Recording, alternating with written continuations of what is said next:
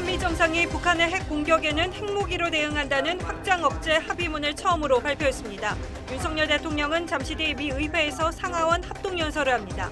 이번 방미에 동행한 신범철 국방부 차관 연결해 합의문 내용 짚어봅니다. 대장동 50억 클럽 특검법과 김건희 여사 특검법 등 이른바 쌍특검이 민주당 주도하에 신속 처리 안건으로 지정됐습니다. 민주당이 간호법과 의료법을 본회의에서 강행 처리했습니다. 의사와 간호조무사 단체는 총파업을 예고하고 단식에 돌입했습니다. 화성 동탄에서 발생한 전세 피해 사건을 수사 중인 경찰이 공인중개 사무실 등을 압수수색했습니다. 중개사 40명이 연루된 구리 전세 사기 일당에는 범죄단체 조직죄가 검토되고 있습니다. 민노총 택배노조 간부가 쿠팡 자회사 직원을 밀치고 넘어뜨려 체포됐습니다. 이틀 전에도 간부 한 명이 폭행 혐의로 입건됐습니다. 한 중학생이 경찰관에게 욕하고 발차기를 하는 등 난동을 부렸습니다. 촉법소년이었습니다. SG증권발 폭락 사태 피해자들이 단체 소송 준비에 들어갔습니다. 피해자들은 투자자는 1000여 명, 투자 금액은 5천억 원이 넘을 것이라고 주장하고 있습니다.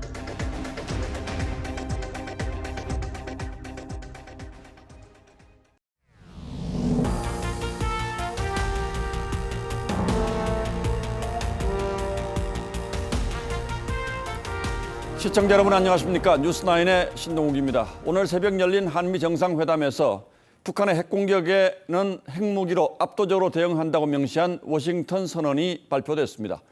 한미 정상 간 확장 억제, 즉 핵우산에 대한 첫 합의문입니다.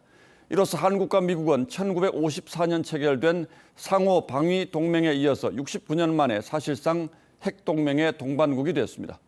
물론 이 선언의 해석을 둘러싼 국내적 논란은 윤석열 정부에게 남겨진 과제가 됐습니다.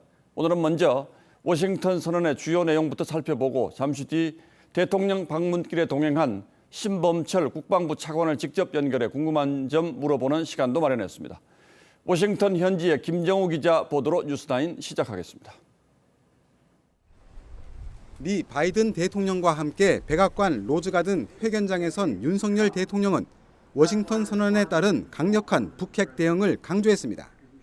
북한의 핵 공격 시 즉각적인 정상 간 협의를 갖기로 했으며 이를 통해 미국의 핵무기를 포함하여 동맹의 모든 전력을 바이든 대통령은 북한의 핵 공격된 정권에 종말을 불러올 거라고 경고했는데 종말을 직접 언급한 건 이번이 처음입니다.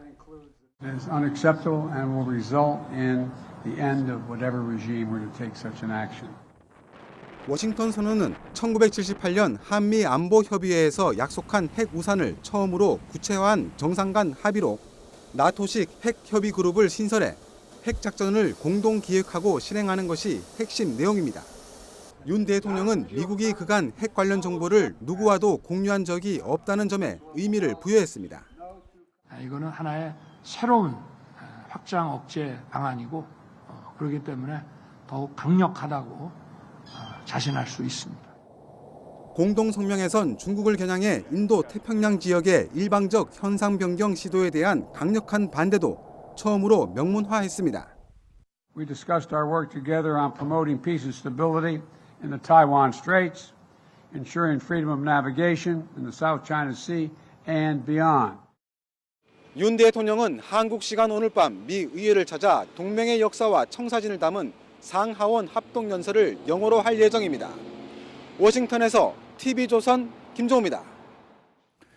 워싱턴 선언의 가장 핵심적인 조치는 40년 만에 핵 탄도미사일을 탑재한 전략 잠수함을 한반도 해역에 정기적으로 전개시키기로 한 겁니다. 윤석열 정부는 북핵에 실효적으로 대응하기 위해서 자체적으로 핵을 개발하거나 전술 핵을 재배치하는 걸 요구해 왔는데 이 조치는 그에 준하는 수준으로 평가되고 있습니다. 어떤 잠수함인지는 윤동빈 기자가 설명하겠습니다. 수중 발사대 문이 열리자 핵탄두를 탑재한 미사일이 수면 위로 떠오르고 굉음을 내며 하늘로 솟구칩니다. 워싱턴 선언에서 한반도 정기 전개를 명시한 오하이오급 잠수함입니다. 현재 미 해군은 총 4개 등급의 잠수함을 운용 중인데 유일하게 핵탄도미사일을 탑재한 최상위 등급 잠수함 전개에 합의한 겁니다. 한미 연합훈련에 참여했던 핵추진 잠수함과 달리 핵 탑재 잠수함이 한반도에 전개되는 건 40여 년 만입니다. 전술핵을 지상에 재배치한 거와 거의 유사한 그런 위력으로 볼 수 있고, 이거는 북한뿐만이 아니라 대중국, 대러시아를 견제하는 오하이오급 잠수함의 핵 탄도미사일 사거리는 1만 2,000km로 그동안 한반도 해역까지 오지 않고도 북한 전역 타격이 가능했지만 한반도 전개 시 중국과 러시아 내륙의 핵 미사일 기지까지 타격권에 들어오게 됩니다. 군사작전의 특성상 잠수함이 어떤 방식으로 전개되는지는 공개하지 않았지만 북한은 물론 중국과 러시아까지 핵 타격권에 들어오는 만큼 한반도 주변의 긴장감은 높아질 것이란 전망입니다. TV조선 윤동빈입니다. 하지만 야권에서는 이번 워싱턴 선언이 과거 정상회담에서 언급됐던 수준이라고 평가하고 있습니다. 더 나아가 미국의 우리의 핵 주권을 맡긴 굴종 외교라는 비판도 나왔습니다. 하지만 북한의 핵 위협이 나날이 고도화되는 현실적인 상황을 고려한다면 이번 워싱턴 선언이 갖는 상징적 의미 결코 적다고 할 수는 없을 겁니다. 그 의미는 이정현 기자가 짚어봤습니다. 한미 간 안보동맹의 토대가 된 건 1953년 정전 직후 맺은 한미 상호방위조약입니다. 외부로부터 무력 공격을 당할 경우 양국 간 협의와 공동 대처를 명시한 유일한 조약입니다. 이번 워싱턴 선언은 선언적 의미를 넘어 핵협의기구와 핵미사일 잠수함의 정기 전개와 같은 실질적 조치를 명문화했습니다. 한미 동맹이 세계 평화와 번영을 위한 글로벌 동맹으로 재출발하는 역사적 이정표가 될 것입니다. 북한의 1차 핵실험 이후인 2006년 한미가 확장 억제란 표현을 처음 사용한 이래 가장 진전된 형태의 안보 공약이란 평가가 나옵니다. 정상회담을 통해 한미동맹은 가치동맹의 주춧돌 위에 안보동맹, 경제동맹, 기술동맹, 문화동맹, 그리고 정보동맹의 5개 기둥이 자리 잡았습니다.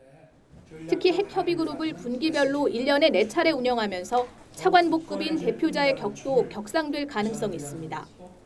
확장 억제의 제도화와 신뢰성을 높이는 조치들을 이번에 첫 단추를 깼다라는 것에 의미를 찾을 수 있다고 생각합니다. 그 운영도 상당 부분 성과를 낼 가능성이 있다라고 판단합니다. 야권은 정상회담 결과에 대해 굴욕 외교라며 혹평했습니다.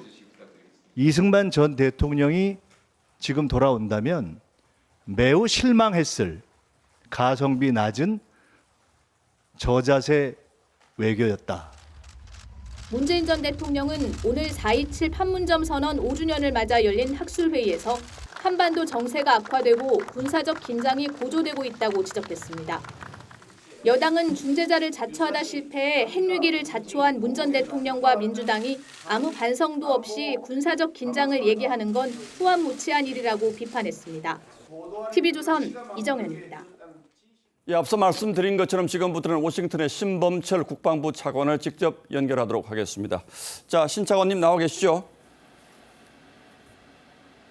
예, 안녕하세요. 예, 고생 많으십니다. 워싱턴 선언에서 가장 눈에 띄는 건 한미 간 핵 협의 그룹을 만든다는 겁니다. 구체적으로 어떤 내용인지, 그리고 나토의 핵 기획 그룹과는 어떤 차이가 있는지 먼저 설명 부탁드리겠습니다. 예, 한미 간 그간 발전시켜왔던 확장 억제에 관한 협력을 한층 더 강화하는 건데요.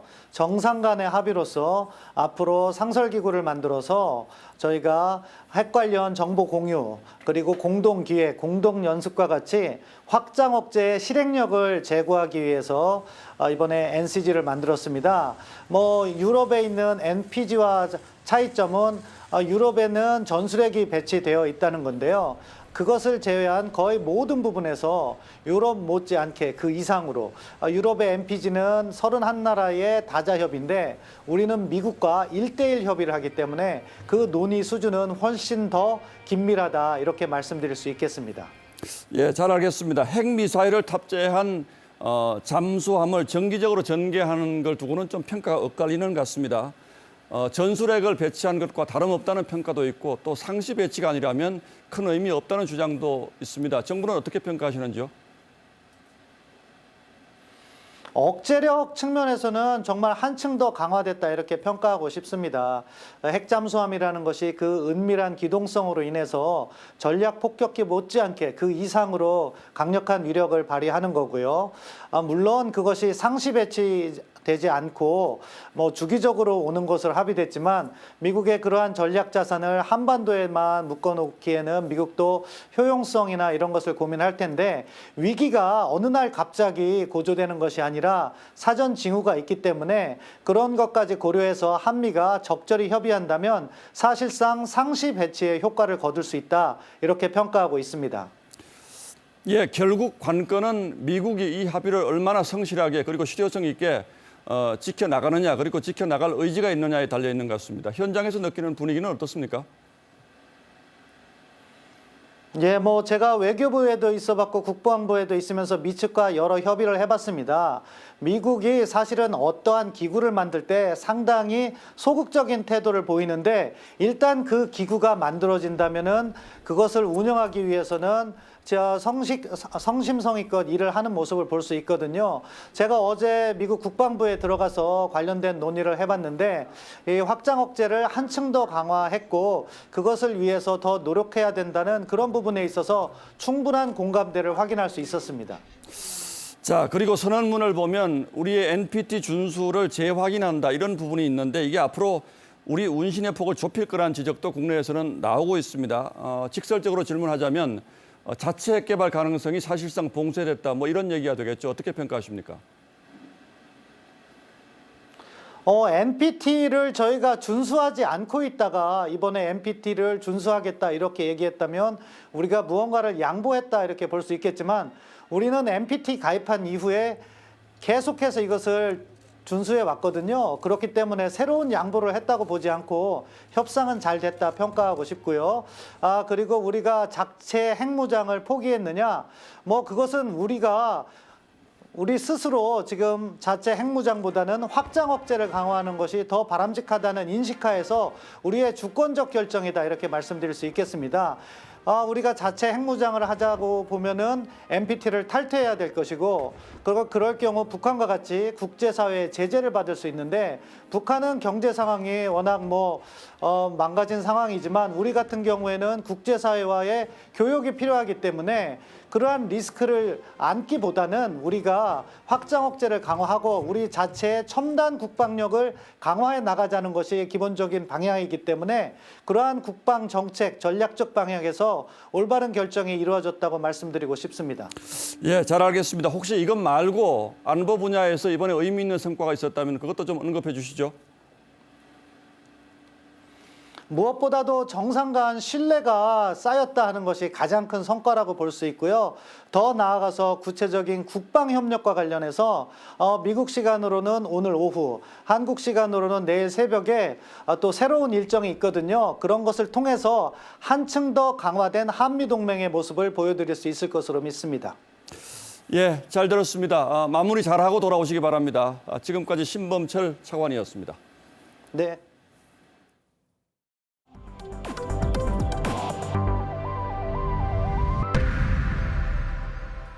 윤 대통령이 일론 머스크 테슬라 CEO를 만나서 한국 투자를 요청했고 머스크도 긍정적인 반응을 보였지만 경제 분야에선 눈에 띄는 새 합의가 많지 않았습니다.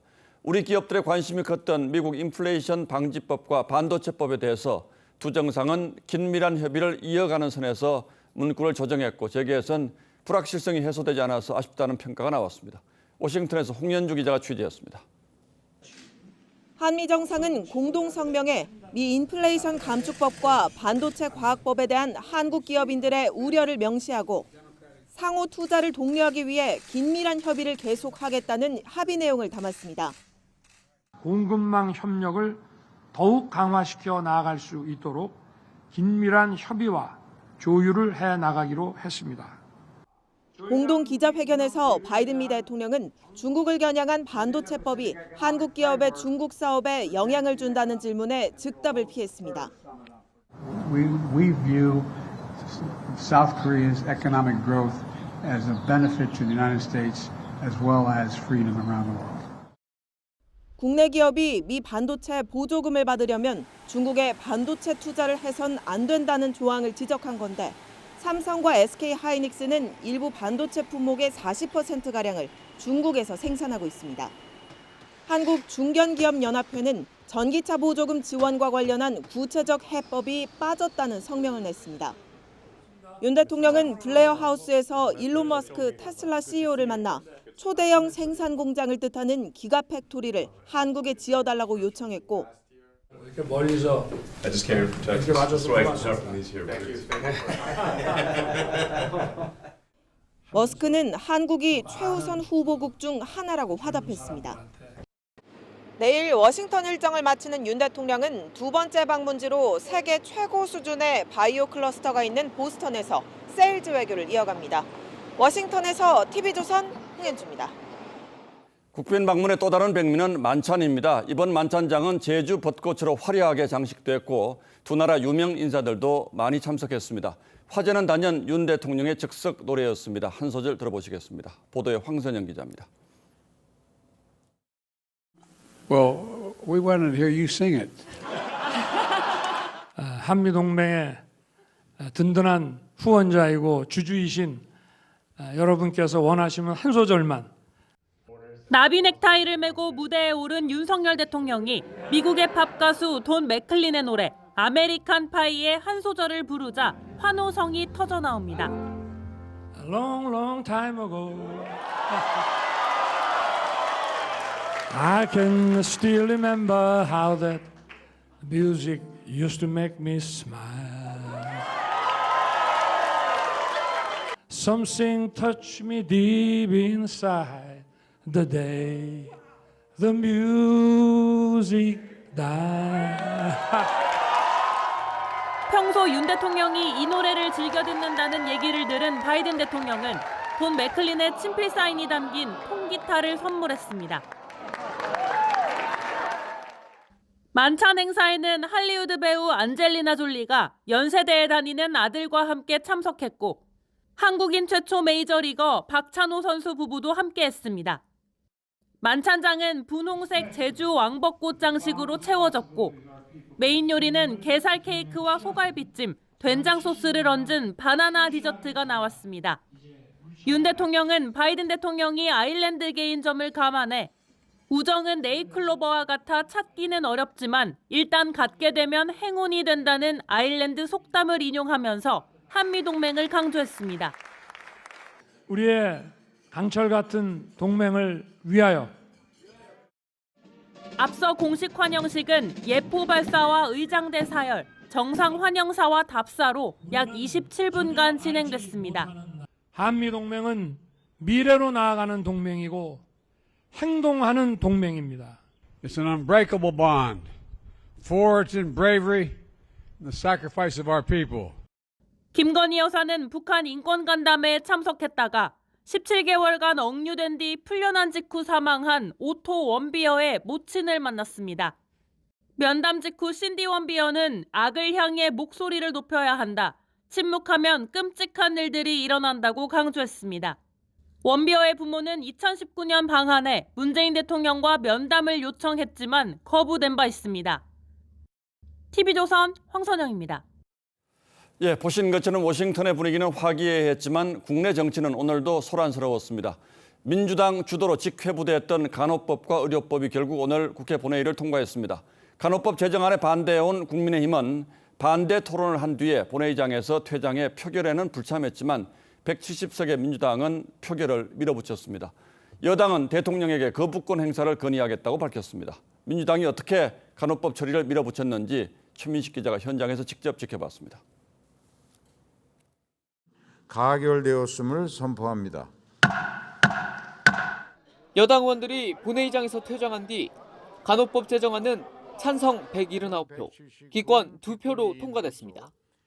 여당에선 간호사 출신 최연수 의원과 시각장애인 김예지 의원이 찬성표를 던졌고 민주당에선 비명계 이원욱 의원과 의사 출신인 신현영 의원 2명이 기권했습니다. 간호법은 간호사의 업무 범위를 명확하게 하고 처우와 역할을 강화하는 내용을 담고 있습니다. 여당과 정부는 간호사들이 개업하도록 길을 터줄 수 있다며 법안에서 지역사회 문구를 빼자는 중재안을 제시했지만 껍데기만 남아 모두가 손해를 보는 지금의 법을 처리하고 직역 당사자 모두가 이익을 볼 수 있는 중재안을 만듭시다. 간호사협회와 야당 모두 거부했고 간호사의 의료기관 단독 개원 및 단독 진료 행위를 허용한다는 주장은 명백한 가짜 뉴스입니다. 결국 거대 야당은 법안 통과를 강행했습니다.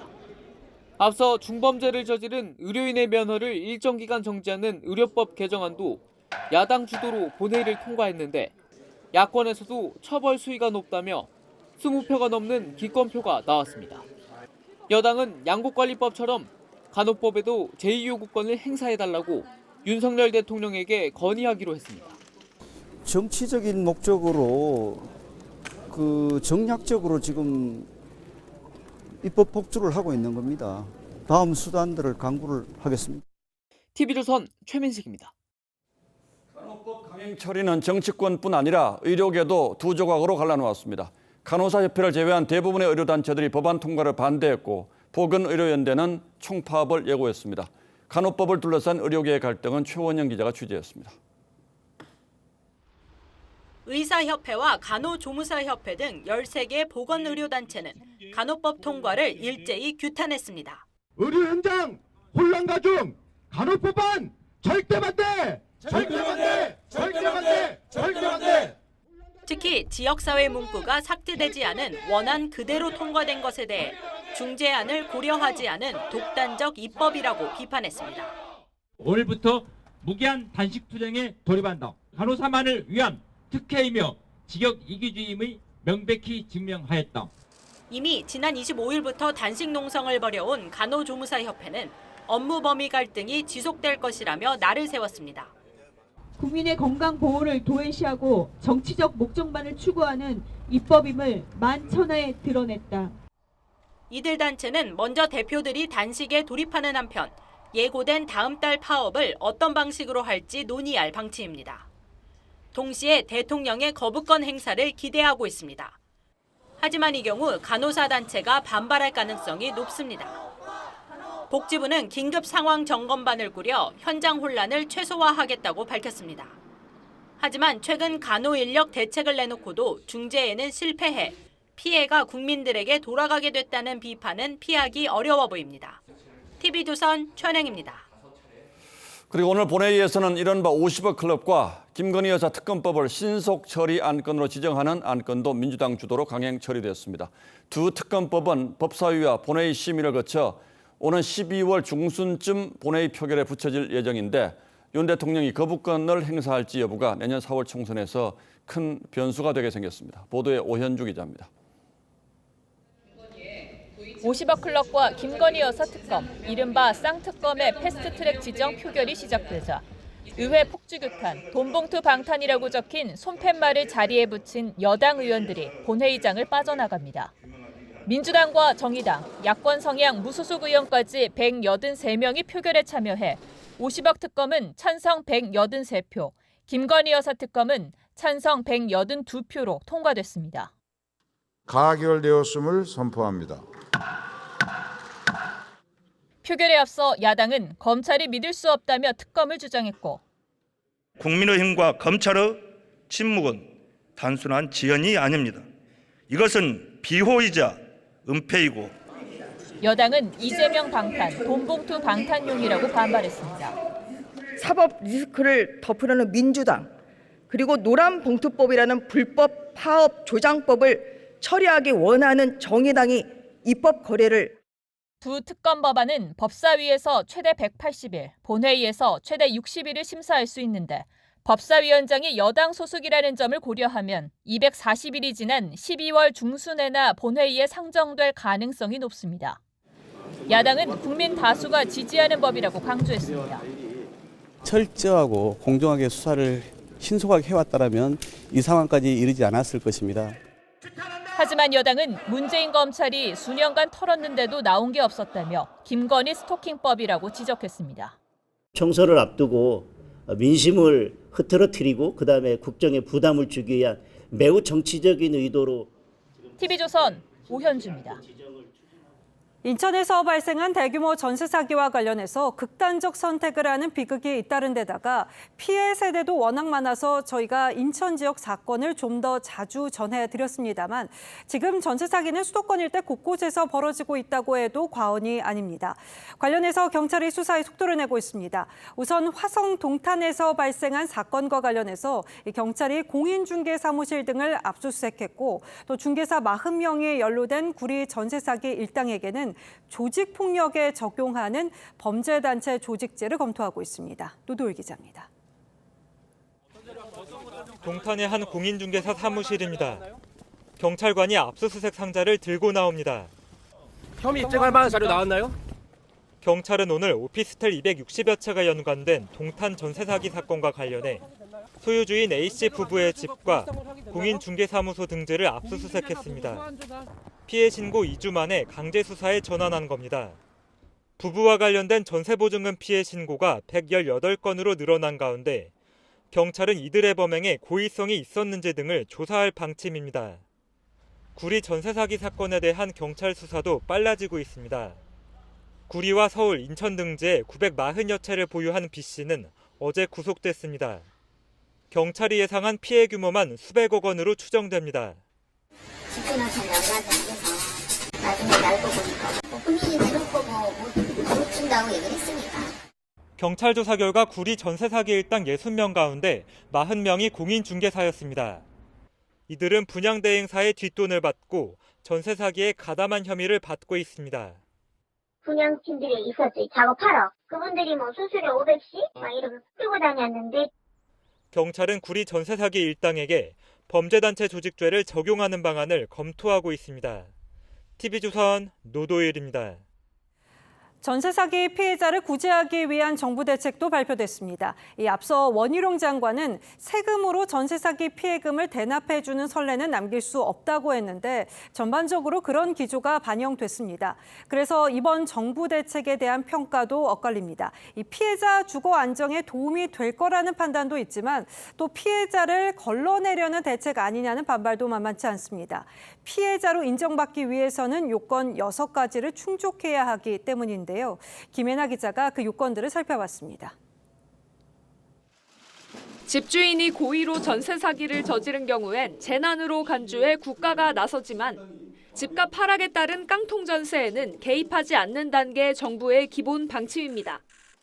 6가지 요건으로 피해자를 판단하는데 신청 후 최대 75일 안에 기준에 맞는지 결론을 내린다는 계획입니다. 기본적인 전세 사기라는 큰 원칙만 정하고 여기에 대한 세부적인 사항에 대해서는 그 위원회에서 판단할 수 있도록 해서 피해자로 인정되면 경매 낙찰가에 집을 먼저 살 수 있는 우선 매수권이 주어집니다. 매수를 원치 않을 경우엔 LH가 대신 매입해 공공임대를 제공받을 수도 있습니다. 여기에 경매자금 전액대출과 세제 감면 등의 지원책도 나왔습니다. 당장 피해자 주거를 안정시키는 데 효과가 있을 거란 평가와 함께 정부 기준을 통과하는 경우가 기존 피해자 중에서도 많지 않을 거란 비판도 나옵니다. 전세 사기 특별법이 2년간 한시 적용돼 추가 피해 방지가 힘들 거란 지적도 제기됩니다.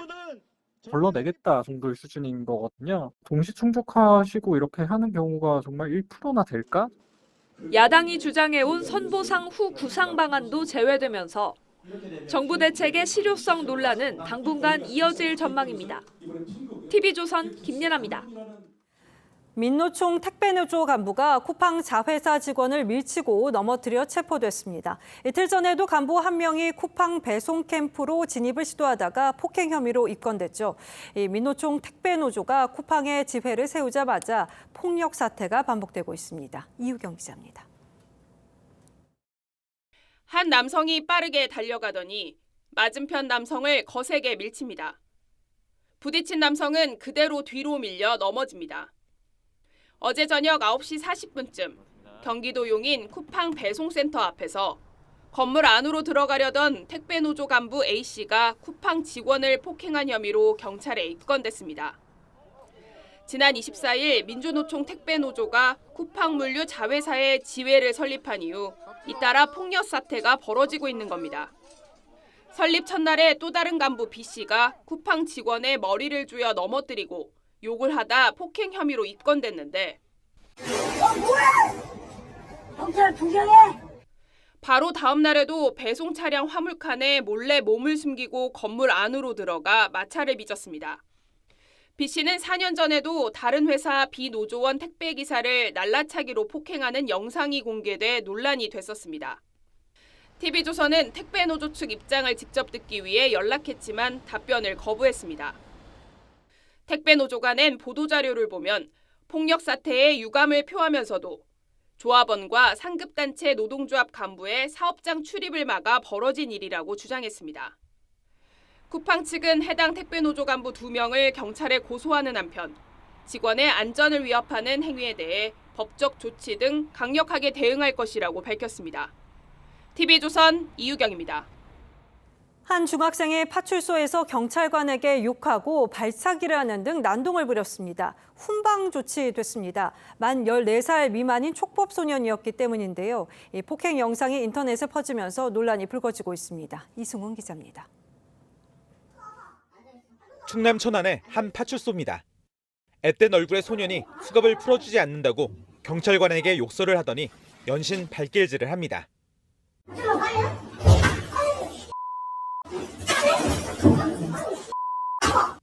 지난 17일 충남 천안에서 택시 요금을 내지 않아 붙잡힌 13살 A군인데 형사처벌을 받지 않는 촉법소년이라 훈방 조치됐습니다. 인권 문제나 모든 거 다 안 따져서 할 수가 없어요. 거기에 한계가 있기 때문에 거기에 맞게끔 우리가 집행하는 거지. 그런데 뒤늦게 폭행 영상이 인터넷에 퍼졌습니다. A군의 부모는 수갑을 채워 아동학대를 한 데다 아이 얼굴까지 노출됐다며 경찰에 법적 대응하겠다고 반발하는 것으로 알려졌습니다. 경찰은 적법한 절차에 따라 수갑을 사용했다며 영상이 유포된 경위는 조사 중이라고 밝혔습니다. 이번 사건은 촉법소년 제도 개선 논란으로도 번졌습니다. 경찰차 위에서 난동을 부리거나 금은방 절도나 강도 범행에 가담하는 일도 잇따르기 때문입니다. 본인이 형사처벌을 받지 않는다고만 생각하고 그렇게 행동을 하는 게 번져나가고 있는 것 같아요. 2017년 8,000건을 밑돌던 전국의 촉법소년 재판 건수는 해마다 늘어 지난해에는 17,000여 건을 기록하며 5년 만에 2배 넘게 급증했습니다. TV조선 이소은입니다.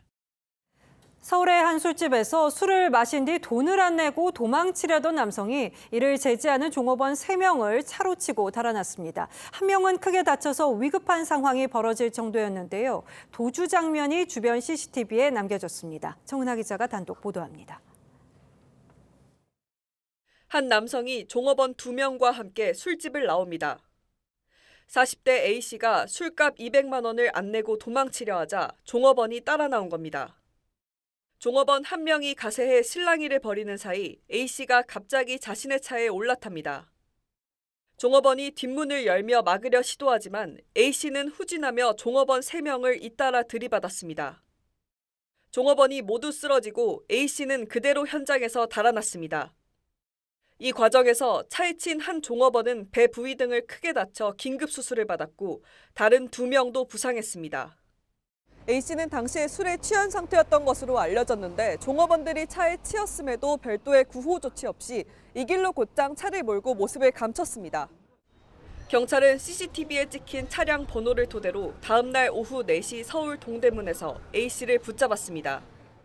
휴대폰 실시간 추적이랑 사적 조회해가지고요. A씨는 경찰 조사에서 비싼 술을 먹으며 허세를 부리고 싶었는데 돈이 없었다고 진술한 것으로 알려졌습니다. 경찰은 특수상해 등 혐의로 A씨를 구속하고 당시 음주량과 도주 경위 등에 대해 조사 중입니다. TV조선 정은하입니다. 전두환 전 대통령 일가는 2천억 원이 넘는 추징금 중에서 내지 않는 돈이 900억 원이 넘습니다. 전 대통령이 숨지면서 추징할 수 있는 재산은 오산 땅을 판 55억 원으로 평가됩니다. 법원이 최근 이 돈의 압류가 정당하다고 판결했는데 땅을 관리해오던 신탁사가 항소하면서 추징금 환수에 제동이 걸렸습니다. 황민지 기자가 취재했습니다. 전두환 전 대통령의 처남 이창석 씨가 소유하던 경기도 오산의 한 야산입니다. 전 대통령의 둘째 아들, 전재욱 씨가 대표였던 회사는 2009년 이 땅을 담보로 저축은행에서 250억 원을 빌렸고 저축은행은 신탁사에 땅을 맡겼습니다. 그런데 2013년 검찰 수사로 땅의 실제 주인이 이 씨가 아닌 전 대통령 일가로 드러났습니다. 저희 가족 모두는 추징금 완납시까지 당국의 환수 절차가 순조롭게 마무리될 수 있도록 최대한 협력할 것이며 검찰은 이 땅을 공매에 붙여 55억 원을 압류했습니다. 하지만 신탁사는 2019년 전 대통령 일가 차명 재산인지 몰랐다며 압류가 부당하다는 소송을 냈고 최근 법원은 신탁 맡을 때 차명 재산임을 알았다며 압류가 정당하다고 판결했습니다. 전 씨 일가가 신탁을 맡겼던 회사가 1심 결과에 불복하면서 전 씨의 마지막 추징 재산이 될 수 있었던 이 땅 환수에 일단 제동이 걸렸습니다. 전 대통령에게 선고된 추징금 2,205억 가운데 그동안 환수된 건 1,270억 원. 전 대통령 사망으로 추가 환수가 불가능해져 이번 소송에서 걸린 55억 원이 마지막 환수가 될 전망입니다. TV조선 황민지입니다. 최근 초중고등학교를 중심으로 독감 등 호흡기 감염병이 증가하고 있는데요. 특히 발열과 기침에 더해서 눈곱이 끼고 눈이 충혈되는 이른바 눈곱 감기를 호소하는 환자가 늘고 있습니다. 코로나도 한 원인이 될 수 있어서 눈병 증상이 나타나면 코로나 검사도 받아보셔야겠습니다. 윤수영 기자입니다. 경기도의 한 소아과. 고열과 몸살을 호소하는 아이가 진찰을 받으면서 눈 검사도 함께 받습니다. 눈을 크게 한번 떠보자. 깡충혈이 있지만 최근 감기 증상에 눈이 충혈되고 눈곱이 많이 끼는 결막염이 유행하고 있기 때문입니다. 원인은 아데노바이러스. 최근 4주간 검출률이 지난해 같은 기간보다 2.6배 이상 늘었습니다. 최근 한 달간 입원한 환자도 568명에 달합니다. 안구의 충혈이나 눈곱 그리고 안구가 붓는다든지 심하면 통증까지 동반되는 그런 결막염 증상이 좀 특징적이고 결막염이 느는 이유는 또 있습니다. 인도를 중심으로 빠르게 확산 중인 새 코로나 변이가 국내에서도 152건 확인됐는데 전파력과 면역 회피가 강할 뿐 아니라 감염되면 결막염 증세가 나타나는 것이 기존 변이와 다른 점입니다. 일부 국가에서 증가 추세를 보이고 있고 우리나라에서도 증가될 우려가 있기 때문에 봄철을 맞아 꽃가루 알레르기 등으로 안 질환이 늘어나는 가운데 호흡기 증상과 함께 눈병 증상이 나타난다면 코로나 검사를 받아볼 필요가 있습니다. TV조선 윤수영입니다. 다음 뉴스입니다. SG증권발 주가 폭락 사태가 나흘째 이어졌습니다. 금융당국은 오늘 주가 조작 세력이 모였던 것으로 추정되는 사무실을 압수수색했습니다. 여기서 투자한 돈만 5천억 원이 넘을 거란 내부 증언이 나왔고 일반 투자자까지 포함하면 피해액이 엄청난 규모로 늘어날 가능성이 높습니다. 투자자들은 집단소송 준비에 들어갔습니다. 보도에 정준영 기자입니다. 서울 삼성동의 한 사무실. 실내와 만남은 텅 빈 사무실에 금융위원회 직원들이 압수수색을 위해 들어갑니다.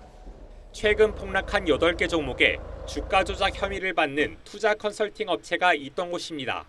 혹시 CCTV 확인하셨나요? 그 정도 된 건 아닙니다. 금융당국은 회사 관계자 집과 투자 수수료를 음식값으로 허위 결제한 것으로 의심되는 식당도 압수수색했습니다. 주가가 폭락한 8개 종목 중 3개 종목은 오늘까지 나흘째 하한가를 이어갔습니다. 유가증권 시장에서 4일 연속 하한가 종목이 나온 건 가격 제한폭이 30%로 확대된 2015년 이후 처음입니다. 날벼락을 맞은 투자자들은 단체 소송 준비에 들어갔는데 현재까지 모인 50여 명의 투자액은 10억 원에서 100억 원까지 다양합니다. 물량 떠넘기기 식으로 돈을 편취하려고 했다는 부분 계정을 줬더니 대출을 받아서 미수금으로 이제 투자를 했던 부분들도 있어서 전체 투자자는 1,000여 명에 총 투자 금액은 5천억 원이 넘었을 거라는 내부 주장도 나옵니다. 금융감독당국이 모든 역량 그리고 검찰이 갖고 있는 모든 역량을 다 동원해서 가장 신속하고 효율적으로 이걸 처리하겠다. 시장에서는 관련 종목들을 담은 펀드의 투자자나 일반 투자자까지 감안하면 피해 규모는 눈덩이처럼 불어날 거란 우려가 나옵니다. TV조선 정준영입니다. 올해 초 LG U+에서 30만 건의 개인정보가 유출된 사고가 있었는데 정부 조사 결과 4년 전에 이미 해킹당한 것으로 드러났습니다. 그런데 4년 동안 방치돼 있었던 셈이죠. 보도에 유혜림 기자입니다. 올해 초 고객 정보 30만 건이 유출되고 5차례 서비스 장애가 발생해 사과했던 LG U+. 이 자리를 빌어 머리 숙여 진심으로 사과드립니다.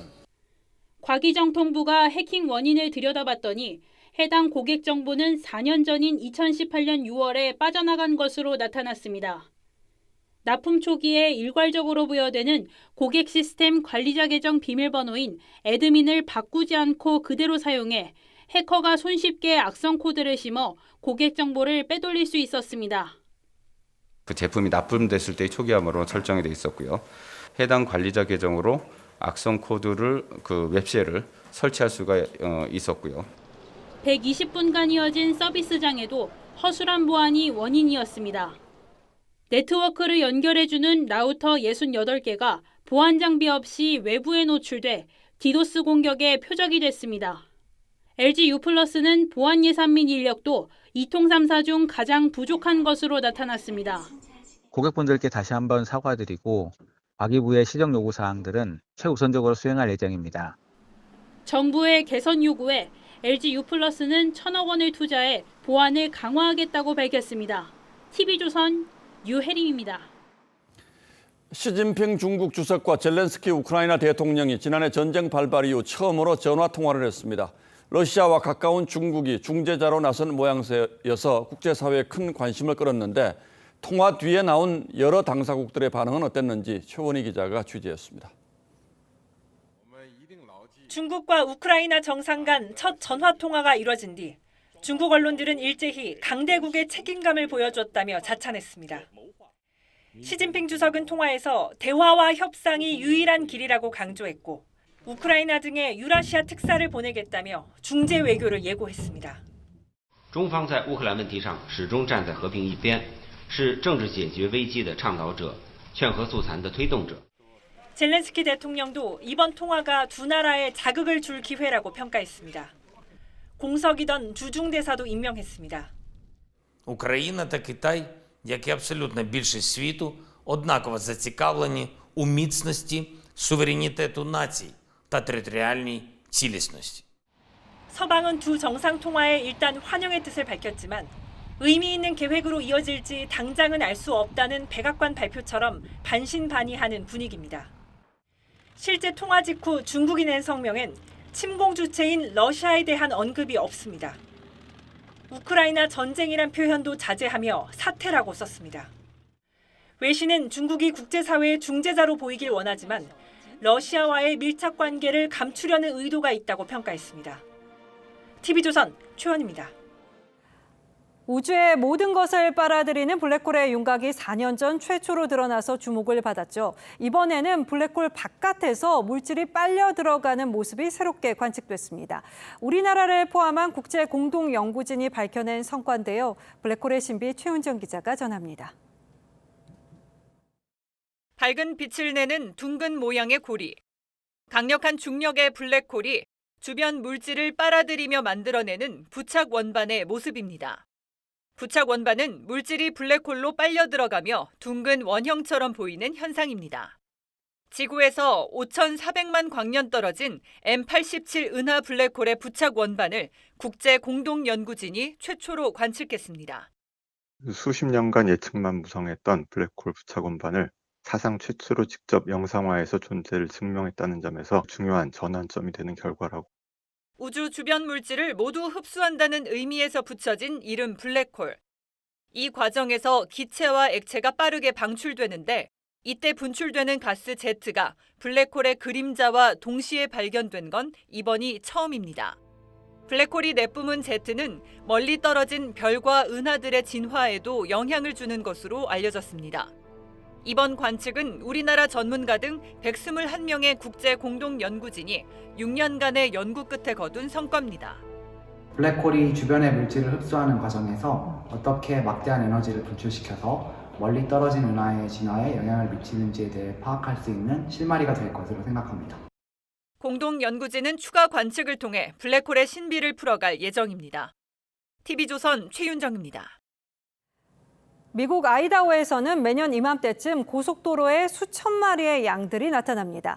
이 봄, 여름 동안 먹이가 풍부한 구규림에서 나기 위해서 이동하는 건데요. 올해도 수많은 양들이 목동을 따라서 무리지어 움직이는 장관이 펼쳐졌습니다. 류주영 기자입니다. 미국 아이다호 55번 고속도로가 양 울음소리와 양을 이끄는 종소리로 가득 찼습니다. 뜻밖의 장관에 도로 양옆에 멈춰선 차와 구경꾼들. 그 사이를 양들이 구름대처럼 지나갑니다. 2,500마리에 달하는 양들을 이끄는 건 목동과 양모리개가 전부인데 양떼의 움직임은 일사불란합니다. 매년 4월 무렵 아이다호에서는 수천 마리의 양들이 고속도로를 통해 이동하는 진풍경을 볼 수 있습니다. 풀이 가득한 구규림에서 봄과 여름을 나려면 이 길을 지나야 하기 때문입니다. We're waiting for green grass. 양이 지나갈 때만큼은 도로도 전면 정지 상태가 됩니다. 양들이 구규림에서 지내면 국가로서도 이득입니다. 양 덕분에 풀을 다듬을 수 있을 뿐 아니라 산불도 예방할 수 있습니다. 가을이면 목장으로 돌아오는데 100년 가까이 이어져 온 양들의 대이동이 이젠 아이다호의 전통이 됐습니다. TV조선 류주현입니다. 올 시즌 K리그에서 가장 뜨거운 팀을 꼽자면 단연 8년 만에 1부 리그로 승격한 대전입니다. 화끈한 공격 축구로 강팀을 모두 제압하면서 파란을 일으키고 있습니다. 이다솜 기자입니다.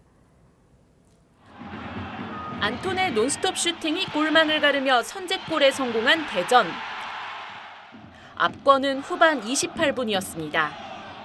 이진현의 왼발 코너킥이 크게 휘어지며 골대를 맞고 그대로 골네트를 흔들었습니다. 클린스만 축구대표팀 감독의 눈도장을 제대로 받은 엄청난 원더골이었습니다. 대전의 2대1 승리. 대전이 전북 원정에서 승리한 건 무려 11년 만으로 리그 순위도 3위까지 끌어올렸습니다. 지난해까지 2부 리그 팀이었다는 사실이 믿겨지지 않을 정도로 올 시즌 K리그는 대전 돌풍입니다. 그 바탕엔 겁없는 축구, 이른바 이민성 감독표 닭공 축구가 있습니다. 올 시즌 9경기에서 18골을 쓸어 담으며 팀 득점 공동 1위를 기록 중인 대전은 특히 강팀을 상대로 더욱 강했습니다. 올 시즌 K리그에서 우승 후보 전북과 울산을 상대로 모두 승리를 거둔 팀은 대전이 유일합니다. 여기에 이민성 감독의 부드러운 리더십은 선수단을 똘똘 뭉치게 하고 있습니다. 저도 되는데 바보처럼 고개 숙이고 그렇게 하지 마. 팬들도 신이 났습니다. 올 시즌 대전은 경기당 15,000명에 가까운 홈경기 관중을 기록하며 K리그의 흥행을 이끌고 있습니다. TV조선 이다솜입니다.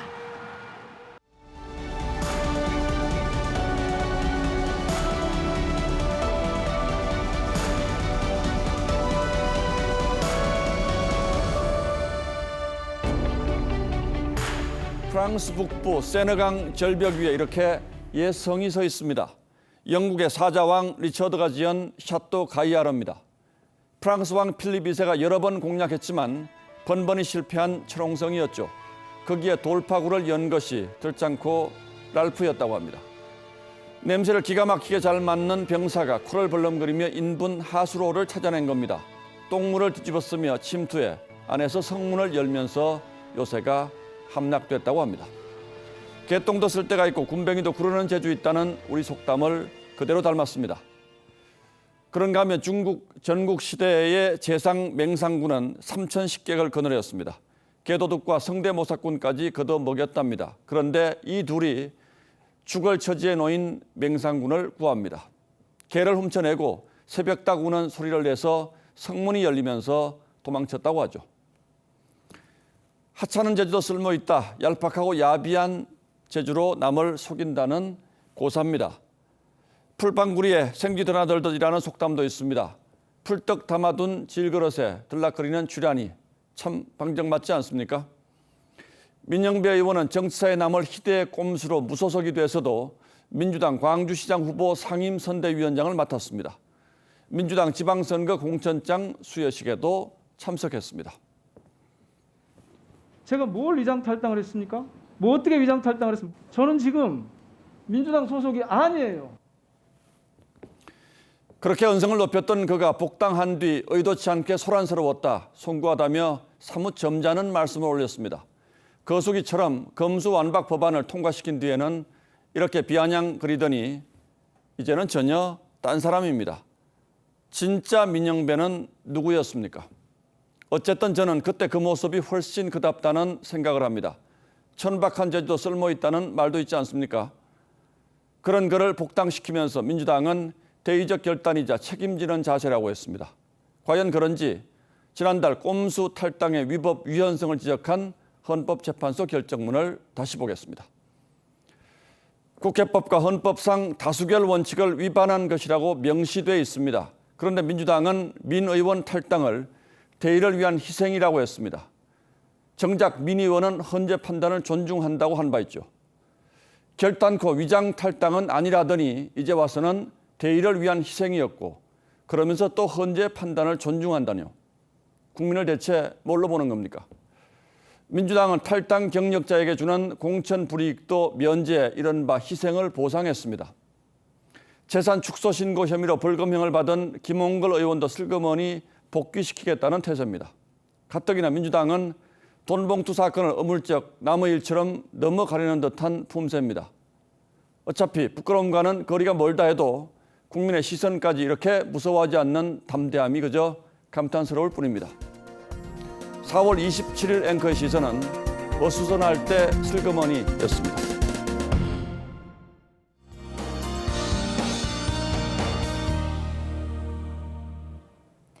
내일 아침 서해안과 남부 내륙 지역에서는 안개가 짙게 끼겠습니다. 앞을 볼 수 있는 거리가 200m 미만으로 시야가 답답하겠는데요. 이동하시는 분들은 운전 조심하셔야겠습니다. 날은 풀렸지만 일교차는 여전히 큽니다. 내일 아침 기온은 서울, 청주, 대구 모두 9도에서 시작하겠고요. 낮 기온은 서울이 21도, 청주와 대구 24도까지 오르겠습니다. 큰 일교차에 맞게 옷차림을 잘 하셔야겠습니다. 내일 오후부터는 하늘이 차츰 흐려지겠고요. 밤부터는 제주도에서 비가 시작되겠습니다. 토요일에는 비가 전국으로 확대되겠는데요. 양은 많지 않겠습니다만 돌풍과 함께 천둥, 번개가 동반될 수 있겠습니다. 날씨였습니다. 예, 잠시 뒤 11시 50분부터는 윤석열 대통령의 미 의회 상하원 합동 연설도 생중계하겠습니다. 4월 27일 목요일 뉴스9는 여기서 마치겠습니다. 시청해주신 여러분 고맙습니다.